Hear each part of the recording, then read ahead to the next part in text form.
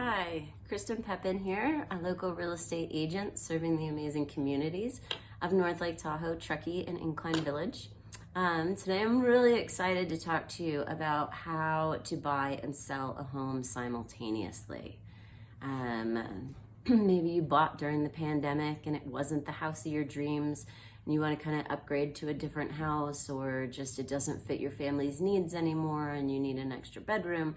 There's definitely a lot of people that do buy and sell simultaneously, but there's some things that you need to think about and some things you need to know.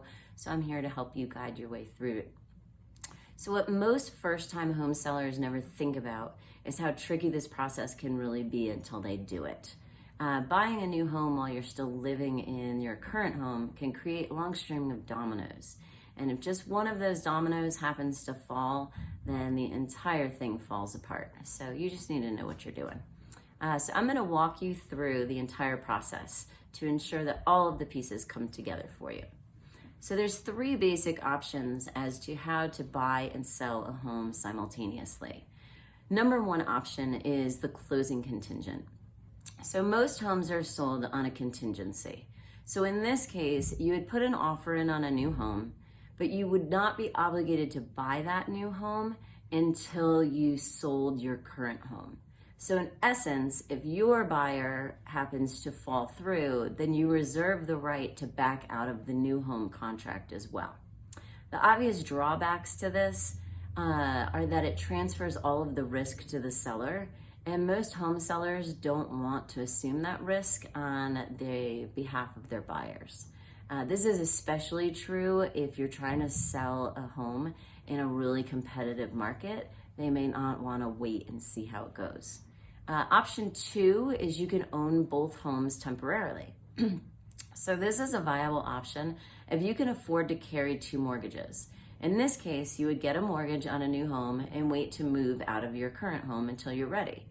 So this process is really helpful when either your new home needs major improvements or upgrades, but you don't want to move in until the renovations are complete. It's also helpful when you're turning your old home into an investment property and you're planning on renting it out after you move into your new home. There are several drawbacks. First, you need to be approved for a second mortgage, which is entirely up to the bank's discretion. Second, you have to be able to pay both mortgages simultaneously. Third, you can't apply the funds from the sale of the first home towards the purchase of the second, which means that you do need to come up with the down payment out of pocket. Your third option is you can rent a home. So most home sellers are unaware that they can stay in their current home after they sell it by renting it back from the buyers. It is called a seller rent back. In this case, you would get all of the proceeds from the sale without having to move, which gives you both time and money to purchase a new home. Of course, the big drawback is that it transfers the risk to the buyer, and some buyers are hesitant to take the risk of renting their new home and prolonging their move-in date. But again, buying a home when you have a home to sell can be tricky business. I've seen transactions where 5 or more families are all buying and selling contingently.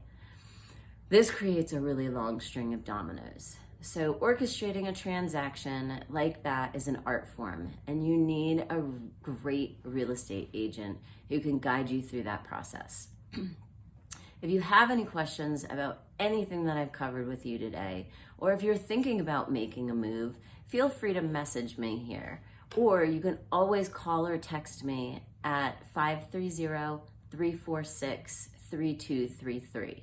I am always happy to help. Thank you so much for joining me today, and I'll see you next time.